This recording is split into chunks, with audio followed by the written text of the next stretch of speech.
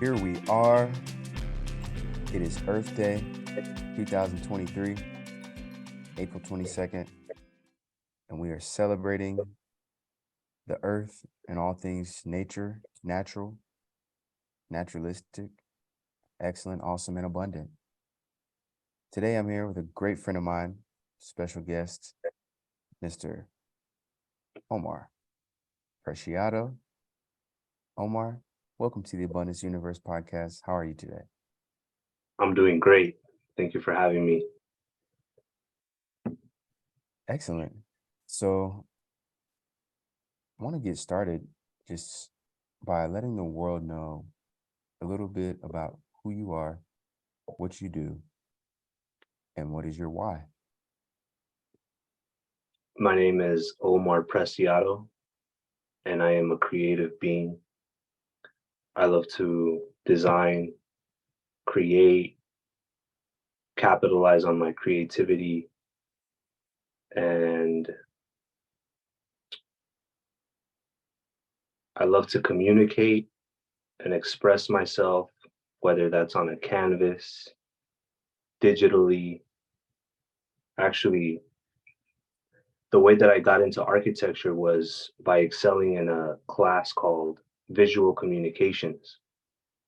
And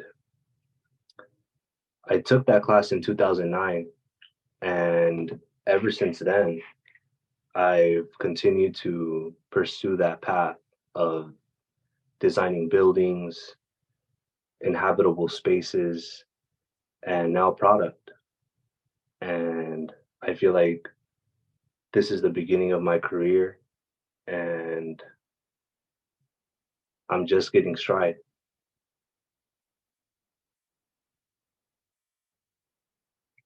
That's excellent, man. And see you sipping on some coconut water over there. You were telling us earlier about some of the benefits of coconut water before we started recording. Maybe you can share with the audience here. Why do you drink coconut water and what does it do for you and anybody that's sipping on it? So I've heard in the past that coconut water is the best form of hydration because it has electrolytes. Now, I like to believe that it has a lot of minerals, and I've also heard that it's chemically impossible to be depressed while drinking coconut water because it raises your frequency. So, aside from that, I also love the taste and it's natural. So, I encourage everyone to drink some coconut water. Absolutely. Great advice. I love, I like drinking coconut water, but I particularly love drinking lemon water, fresh squeezed lemons in the water, some spring water. It's my That's the favorite best. go-to beverage, and then a fruit smoothie. That's good. I always love to share good, healthy information with folks and reinforce healthy habits, maybe introduce folks to something new. So, back to you. You mentioned that you studied architecture, you're now making product. Talk about some of the things that you're creating and how you're using your gifts to share beauty and design with the world. So, when I went to architecture school, I learned how to use 3D printers, laser cutters, plasma cutters, and CNC mills. So it's it's all under the umbrella of digital fabrication. And my favorite out of all of those as of now that I've found more useful to this stage of my career are the laser cutters because I can laser cut wood, plastic, leather, cardboard, paper, and I can engrave materials like glass and rubber and fabric even. And one of the products that I've been capitalizing most as of yet or currently are custom license plate frames. And I've focused on a niche of creating custom license plate frames for high performing vehicles such as Bugattis, Ferraris, Lamborghinis, which I know you really like, McLarens. I've done pretty much every exotic um, known to man as of yet. And one of the one of the advantages of the laser cutting methodology is that I can cut acrylic, which is what the license plate frames are made out of, and I can also cut cardboard, which is what they're packaged in. And I like to engrave the logos of all my friends' businesses, and um, I like to get creative with the packaging itself. Packaging is a form of architecture. I use a lot of techniques that I learned in architecture school, like folding, uh, bending, and all of my boxes are all sort of designed like a plan of a building, where it's one flat piece, and then I score certain parts and I fold them into a three-dimensional object in which I put the license plate frames in, and then I ship them out. And that's been a pretty lucrative business for me because I started off. I mean, a sheet of acrylic is not that expensive, and I've been able to build and construct a product that is pretty inexpensive to make, but it sells at a well, people see the value in it and invest a lot of money into these. So that's really the main product that I've been focusing as of late because it's opening up a lot of doors in terms of building relationships with high net worth people that can eventually go on to build other things. Like if they want to design homes in the future or design furniture or any other three-dimensional idea that they want to implement, they're able to get a taste of the quality of the work that I make so that they can then build something bigger on a bigger scale. I love that. I love the way you described that and talked about it, and really aligns with the clientele that you work with. It's a very visual, aesthetic, immersive experience hearing you talk about the work and how you make it, and the joy and pleasure that you take is very apparent. So it's great. I love hearing folks talk about their art and their craft.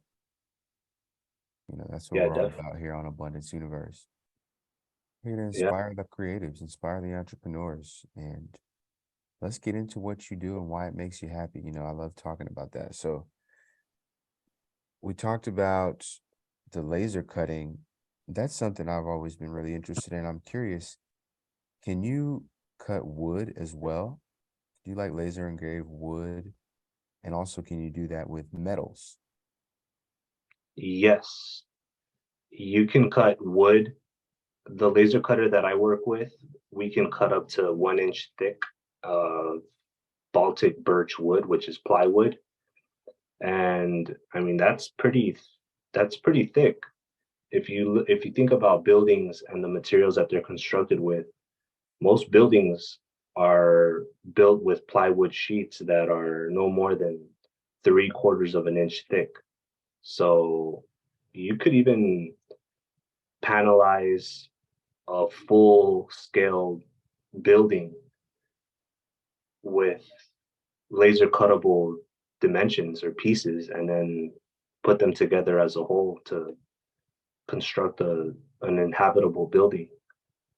And when it comes to metals, that's where the plasma cutters come in.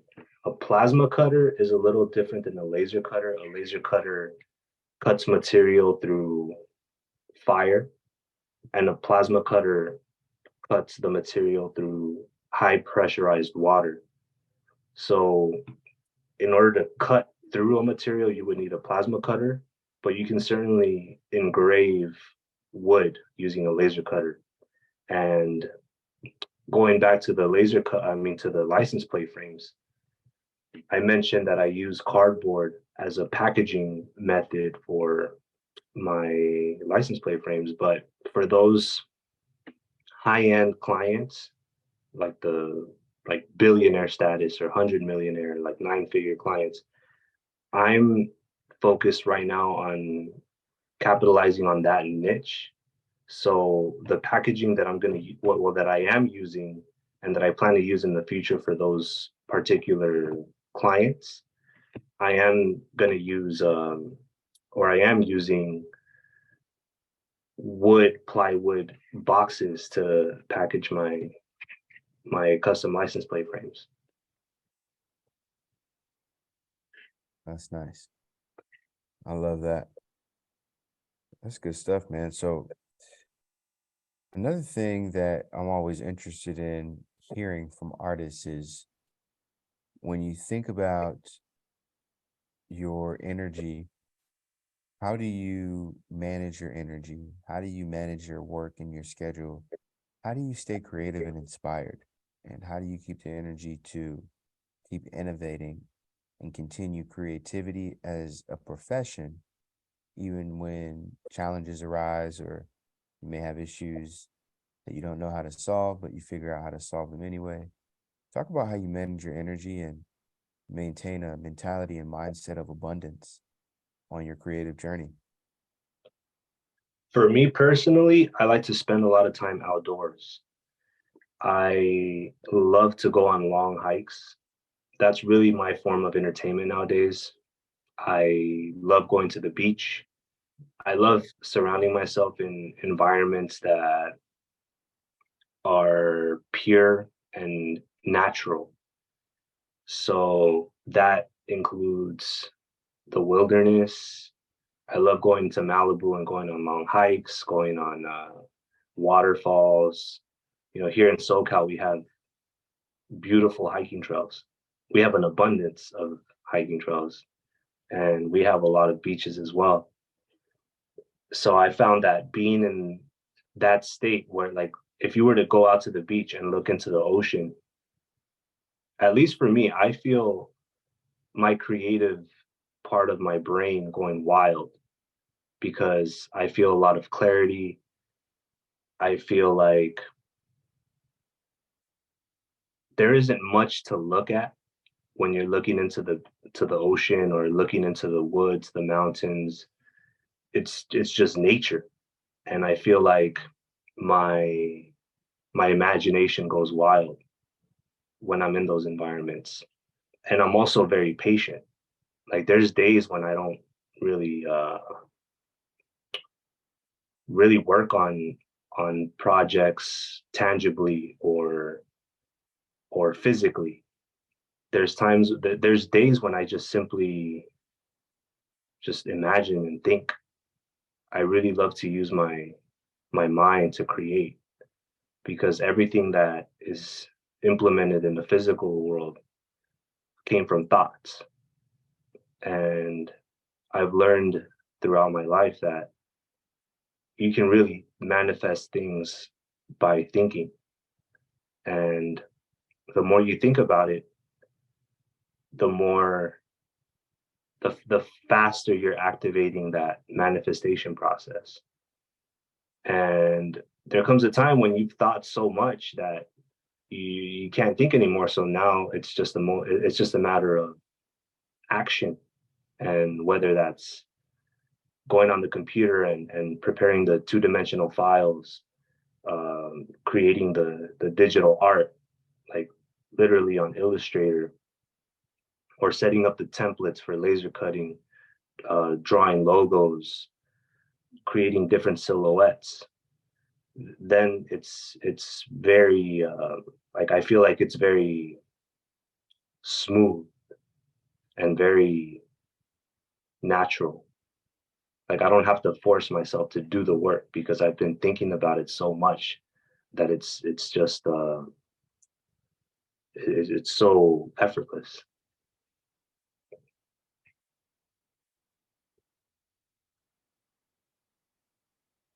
That's how creativity should be. And it's a blessing that you're able to find something that gives you that much joy and fulfillment, and that you're that talented and skilled at that it feels effortless when you create at such a high level. That's a blessing. Yeah. How was your journey to deciding and finding and becoming who you are now? Did you always know that you were going to do this? Did you always know you were an artist? Were your family members supportive of your creative entrepreneurship path at all times, or did you ever have any challenges that you had to overcome in the becoming of who you are today, professionally, creatively, holistically? Absolutely. I mean, I've had a lot of challenges, but to answer your first question, how did it all start? Was I always artistic or creative or an artist? I I would say absolutely. I would say I've been an artist since the moment I was born. I feel like as far as back as I can remember, I've always loved to draw and paint pictures. And when I say paint pictures, I mean getting crayons and getting a piece of paper and drawing pictures, literally. And I've had a lot of support throughout my life. Like for example, when I was in elementary school, when I was in kindergarten, I had this teacher. Her name was as Mercedes, who's still actually in my life now because my mom became really good friends with her. And mind you, this is back in 1994. So at that time, I come from a Mexican background. And at that time in LA, there really weren't that many Latinos here. It was mostly white folks. And I would like to say that I think my parents were one of the first like Mexicans here. Like, I mean, at that time there weren't that many, so they were like the first generation. So when I started elementary school, I went to Union Avenue Elementary here in Echo Park, and my mom wanted to be close to me and make sure that I was, well taken care of and that I was comfortable.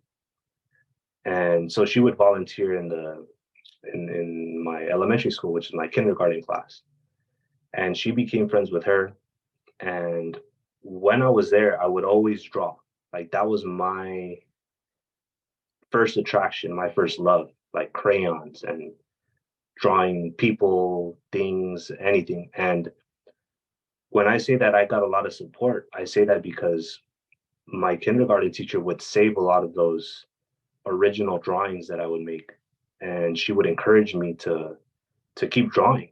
When all the other kids were doing other stuff, I would like there'd be people that were, I mean, there were other kids that were drawn to playing with toys or with like trucks or Hot Wheels or blocks or whatever. With me, it was always about drawing. So I would connect my love for what I do with drawing. And fast forward to now, you asked me if I've had challenges, and of course I have. I mean, my most um, my most recent challenges were when I was in architecture school.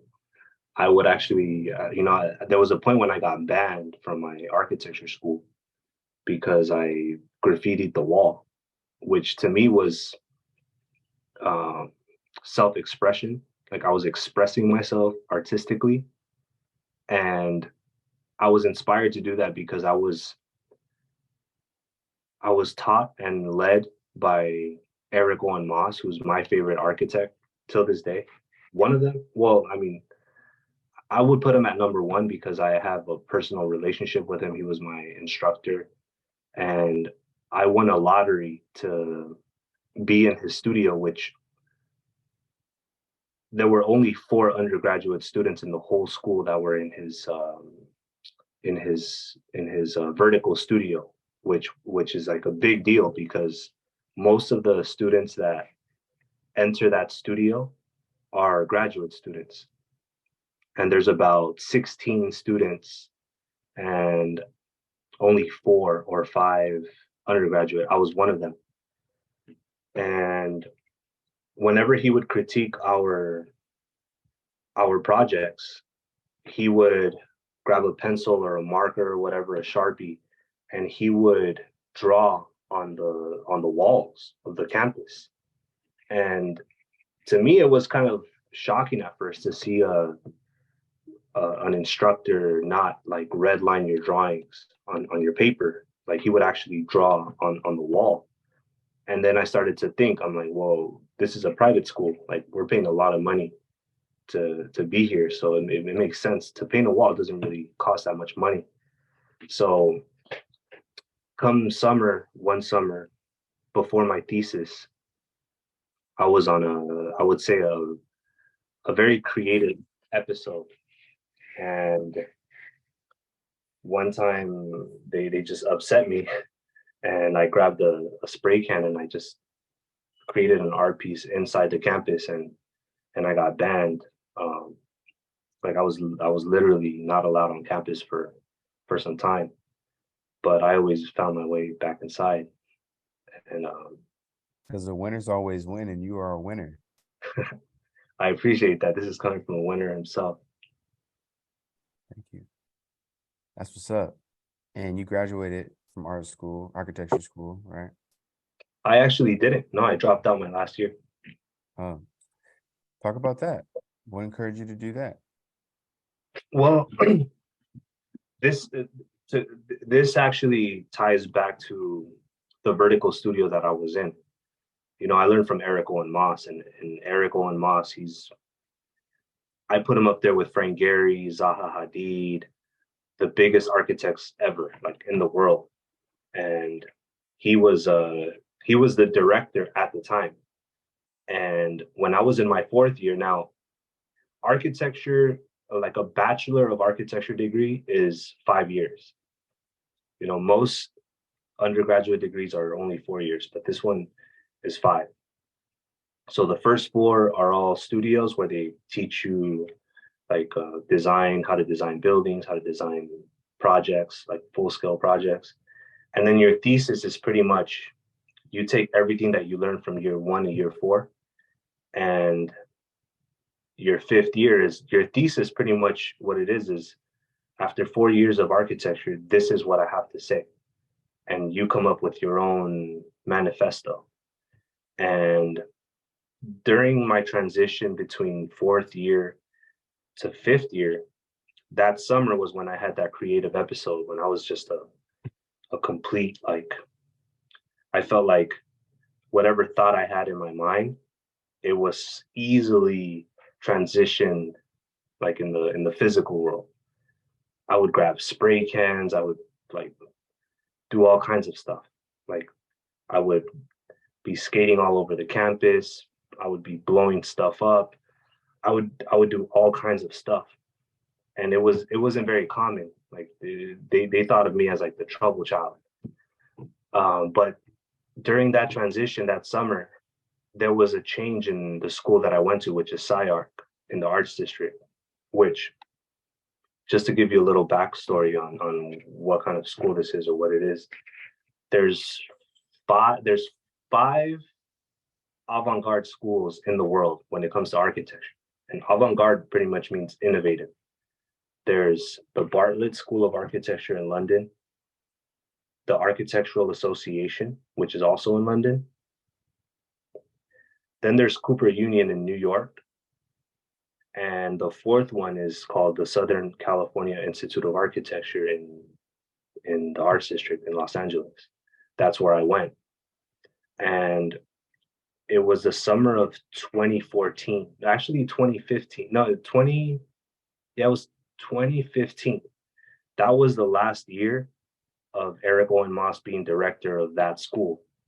Now, to me and to a lot of people and to everyone, well, to most people, Eric Owen Moss is like a Phil Jackson. Like if you know basketball, he's like the Zen master. Like he has built work in real life Like he's a practicing architect. If you go to Hayden Tract in Culver City, you'll see some of the most innovative buildings, structures that are actually built. So you get a guy like him who you had a whole semester under. Like this is like you're learning from a Phil Jackson, from a Zen master, a Rick Rubin. And then the guy who replaced them, Hernan Diaz Alonso, he was a young architect at the time. He didn't really have any built work from what I know. And to me, it was sort of like, man, you're going from like this architect who's proven himself in the real world and like an actual practitioner of what he teaches to a young guy who is, up and coming. Like he's done a lot of cool stuff, but it's all digital. It's all conceptual still. So to me, it was kind of like, do I want to graduate under this leadership? So at the time, it just didn't make sense for me because like I already learned from one of the masters in my book, and I felt like I was ready for the real world, and that inspired me to become an entrepreneur and start my own practice. That's excellent. It takes a lot of courage, and that's why I asked you about that. And I appreciate you sharing that story because there are a lot of people that know they need to make that move. There are a lot of people that know they need to make a transition and do something that's more true to who they are and what they were called to do. But sometimes they don't. Some people don't, Yeah, for various reasons. But it's good that you chose to do what you knew was the best thing for you, and you got what you came there for.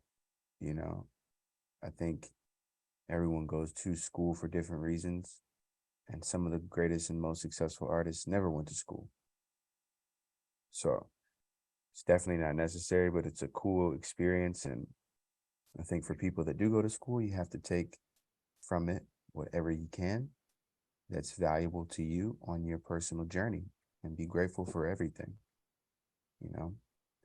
yeah. So, so moving forward into now, what are you most excited about creating? And how are you looking at kind of the next steps in your architecture, design, and product design careers? Right now, the project that I'm most excited about is a tower that I'm designing with one of our mutual friends, one of our best friends, Jason Aaron. Now, Shout out to just to give, Jason Aaron, man. That's my brother. yeah, We love you, now boy. just to give you a little background on who Jason is. Now, Jason to me was the coolest cat back in architecture school. I mean, not architecture school, in high school. And we weren't really that close when we were in high school, but I always like saw him from afar and I'm like, yo, this guy is cool. Like he's just the coolest guy. And I always kept them in mind. Like I'm gonna tell you this story. So I remember one time there was a parent conference and we both had the same history teacher, Mr. Lee. And I went with my parents, of course. Like him and I weren't in the same class period. Like I had a period, whatever, two, and he had another period. So we never were in the same classroom together, but we had the same teacher. And I remember one time his parents were in the parent conference at the same time that I was there with my parents. And I overheard the my history teacher, Mr. Lee, say, well, praise Jason to his parents, saying Jason is a really smart guy. You guys should be very proud of him. Jason is, I can tell he's going to be very successful. And I remember, like, as a student, you're sort of like in the room, like hearing, like, man, like my teacher is really praising this guy. Like, this guy must be really special. So that kind of stuck with me after I like we graduated high school. And so I always kept them in the back of my mind, like, okay, at some point we have to collaborate, like on something.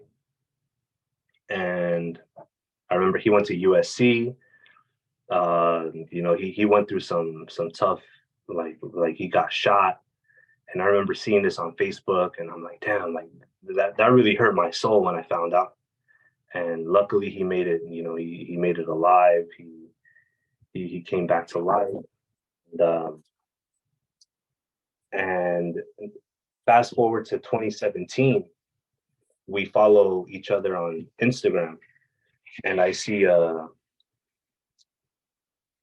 post that he made about, like, he's standing in some street in South Central or South LA with the palm trees and like the lowriders in the background. I mean, I don't know if there were lowriders, but it's that kind of scenario, that kind of environment.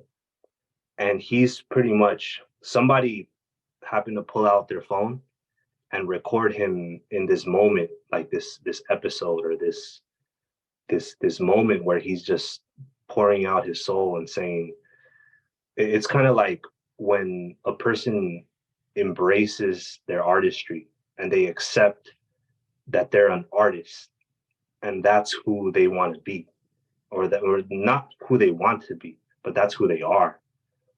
But it's sort of like this special moment where somebody was you know wise enough to capture.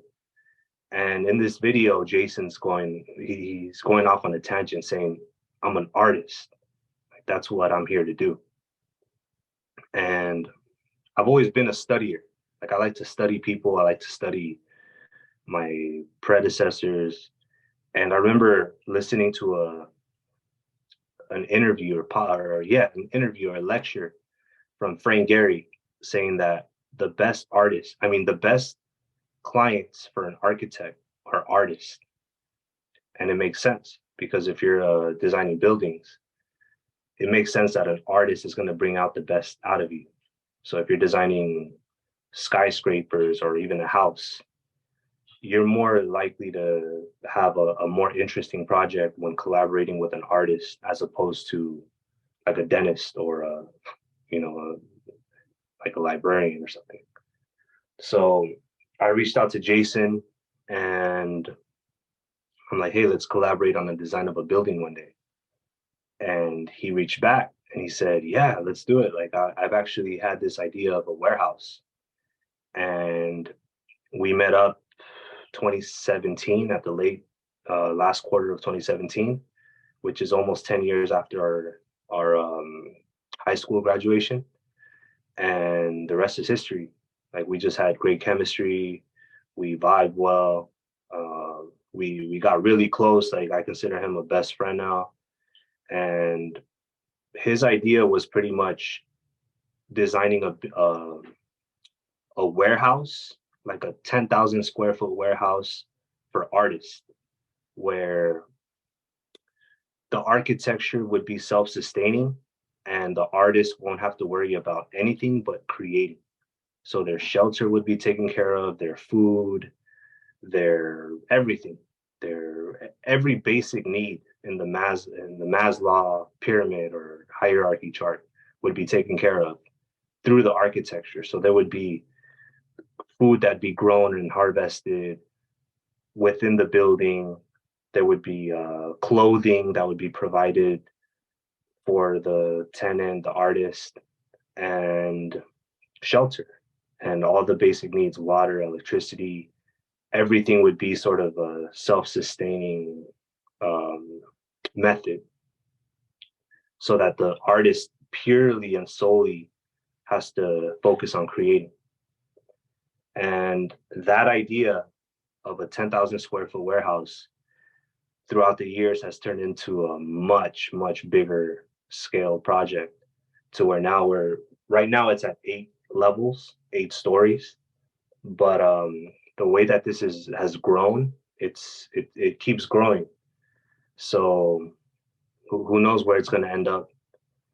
But it's real, and we've been working on it for 5 years now. So um, that's I would say that's the project that I'm most excited about right now.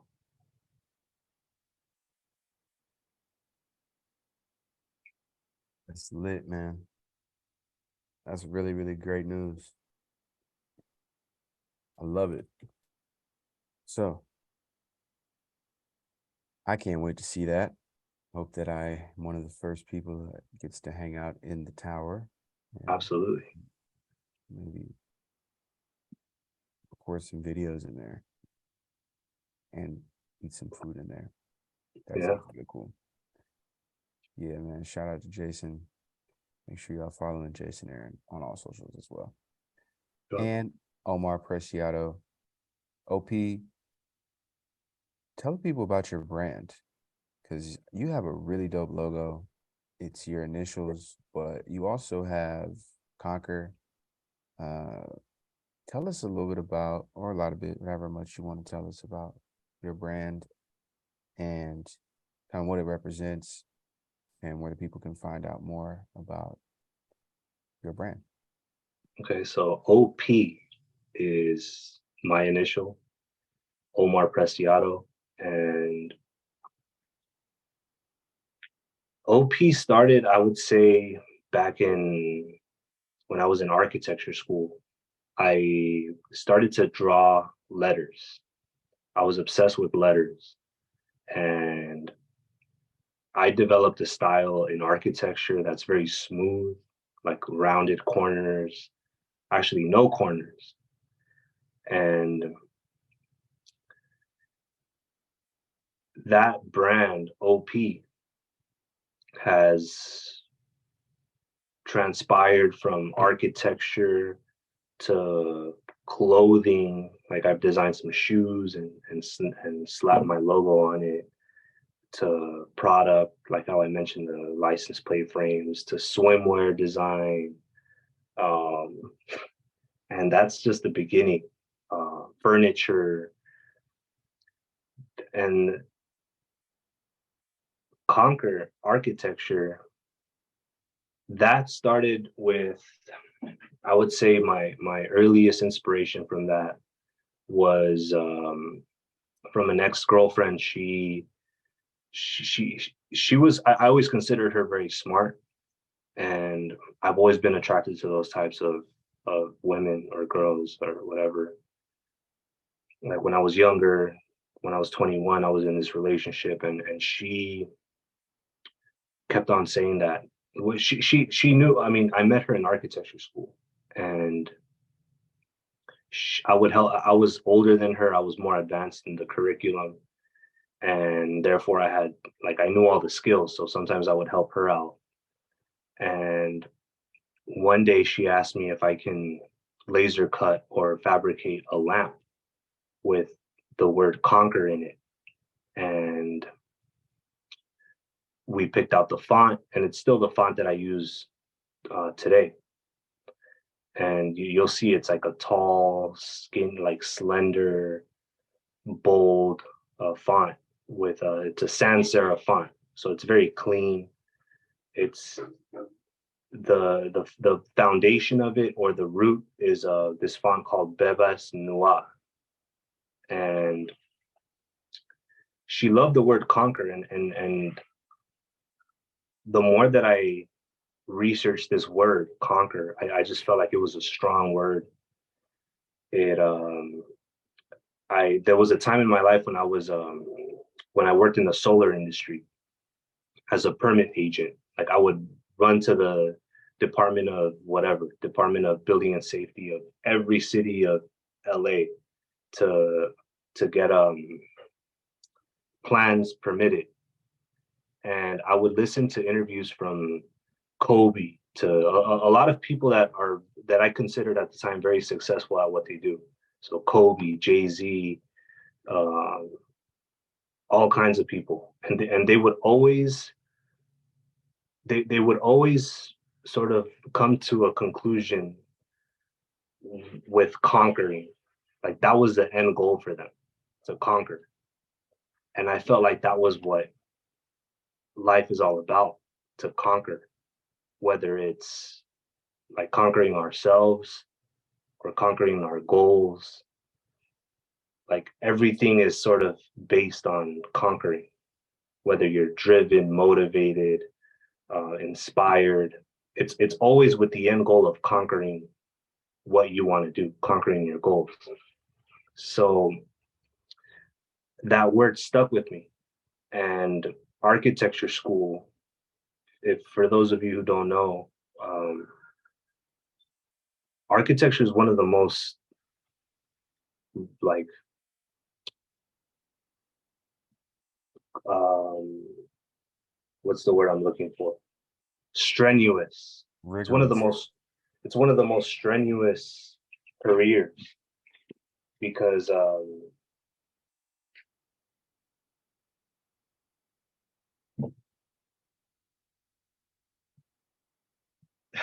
sorry about that. Because that's when that's the career where you see a lot of students pulling all-nighters.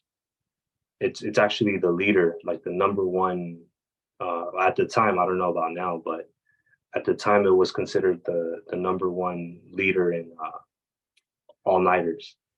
So I felt like Conquer architecture just felt well because architecture being a really hard discipline or career path, I felt like Conquer architecture would be I don't know, it just had a good ring to it. Absolutely. I think it's amazing. Sounds very, very powerful, and it's top notch, man. High quality. That's awesome. So, a couple questions before we get ready to wrap it up. I want to know, what does the word abundance mean to you? That's a great question. Abundance to me means having options. It means wealth. It means having the ability to create and being healthy.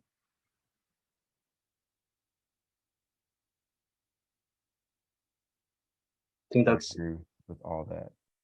yeah, that's about it. That's great. I love all that, man. 100% agree. Abundance is all that.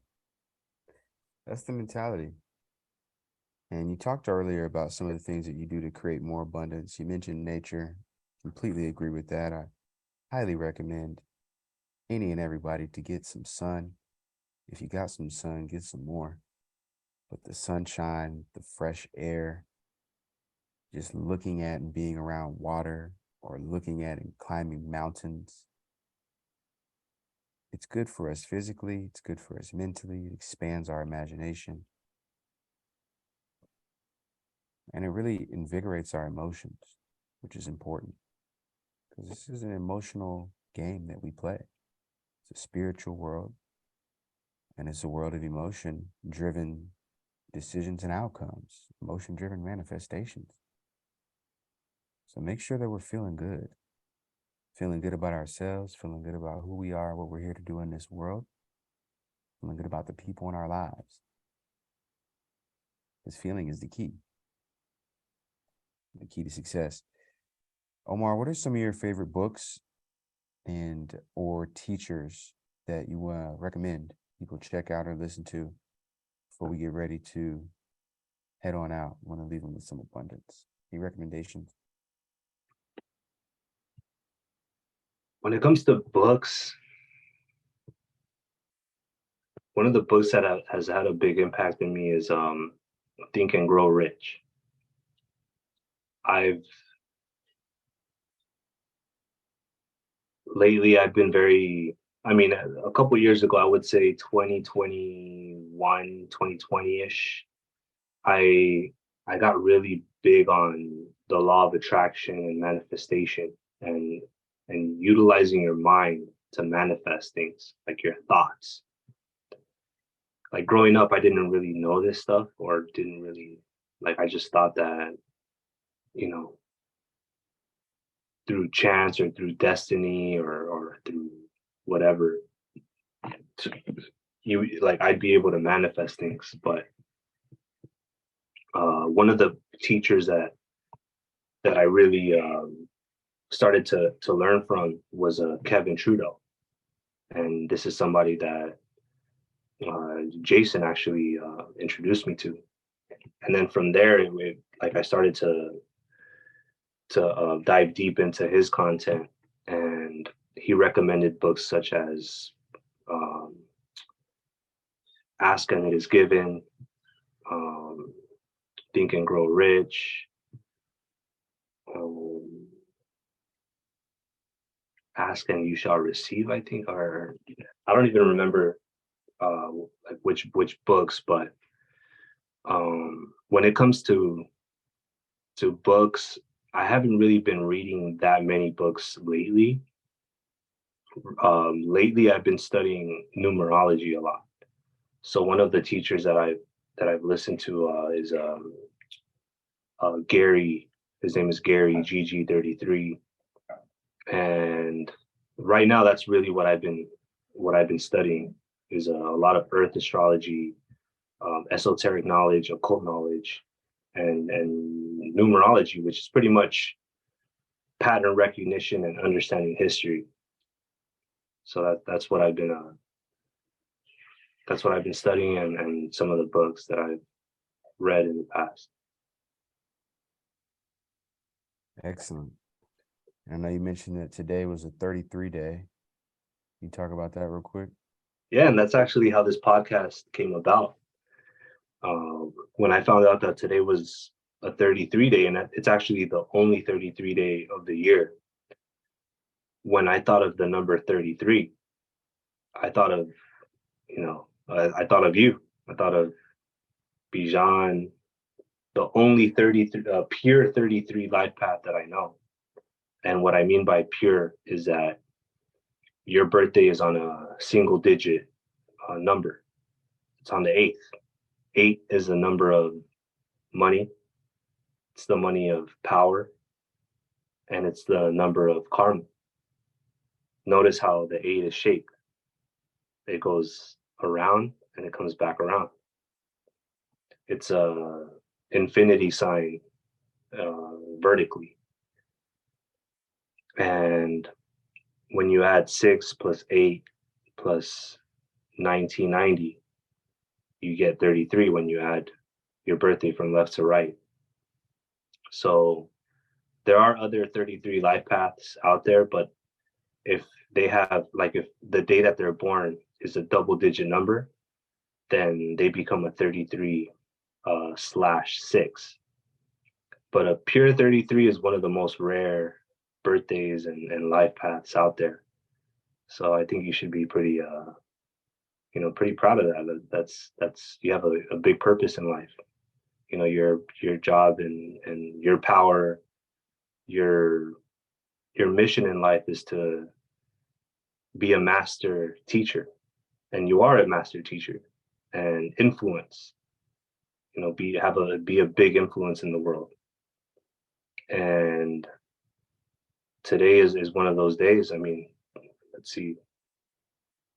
Yeah, today is still the 33rd, the 33 day. So it's I'm very happy that I'm doing my debut. This is my first podcast ever, by the way. And when I found out that today was going to be the only 33 day, well, just let alone a 33 day. When I found out that it was a 33 day, the first thing I did was call you, and I'm like, hey, what are you doing? Like, let's do something. Like, let's go grab some food. Let's create. Let's draw. Let's record. Anything. Like, if you know any 33 life paths, it's stand by them, be close to them, collaborate, because you guys bring a lot of good fortune and a lot of good luck, a lot of positive vibes. I appreciate it. That's what I'm all about. That's my mission and motto: abundance, positivity, loving people. Yeah, creativity. just like the Creator created us too. And I appreciate you saying all those kind things about me. Yeah, It's a absolutely. blessing to have you as a friend. Make sure y'all got some good friends in your life who talk about you the way Omar talks about me. Yeah. I appreciate you. You're an amazing, true friend. You're a very special person, a genius, amazing artist, incredible designer, and somebody that I'm always excited to talk to, hear from, interact with, and link up with. So yeah, man, this has been really good. I'm sure we'll have more of these conversations. And I really appreciate you taking the time to talk today and share a little bit with the people. I'm sure folks have been inspired. Make sure y'all listening to Lambo Mates music while you're checking out Omar and all of his art at Omar. Tell him where to find you, all your social media links and social handles and website, all that. Yeah, you can find me on Instagram at Omar Preciado Architecture. And I'm pretty sure if you follow Bijan already, you'll be able to, as soon as you type in the first, as soon as you type in Omar, you'll be able to find me. And on Twitter, I was able to secure my full name back in the day. So that one's a lot more simpler. It's at Omar Preciado. I'm also on Facebook, Omar Preciado again. And I have a YouTube channel, which is, I believe it's Omar Preciado as well. That's Um, lit. And if somebody wants to contact you to build a building, to hire you to be the architect and hire Conquer Architecture, your firm, how do they get in touch with you for that? yeah, you can find me at Omar Preciado Architecture on Instagram. I think that's the best way to contact me. Hop in the DM, shoot them a DM, talk about your project, set up a call. That's very personal and direct. I like that. I appreciate that. Yeah. Well, folks, this has been Abundance Universe. It's Earth Day. Make sure you go touch grass as much as possible. Drink lots of water. Love your people. Love all people. Love yourself. As we mentioned, listen to Lambo Mates music to increase your vibes. Make sure you follow on Omar Preciado and hire him to be your architect when you're building buildings. Omar, anything you want to say to the people before we sign off? Yeah, I mean, I want to thank you for having me because, as I'm on life path 3, and with me, it's all about communication. Notice how communication starts with the third letter: communication, creativity, charisma, you know, charm, but most importantly, communication, because I feel like I'm very in line with my purpose doing what I'm doing right now, which is communicating to the world. And for this to be my first podcast, my first recording with the energetic imprint of a 33 day with a 33 life path, I think it's very special. And I want to thank you for encouraging me to do this. Thank you, sir. Well, everybody make sure that you're conquering life. Know yourself, love people. We will talk to you very soon. See you next time. This has been the Abundance Universe podcast. Peace and love Peace. abundantly.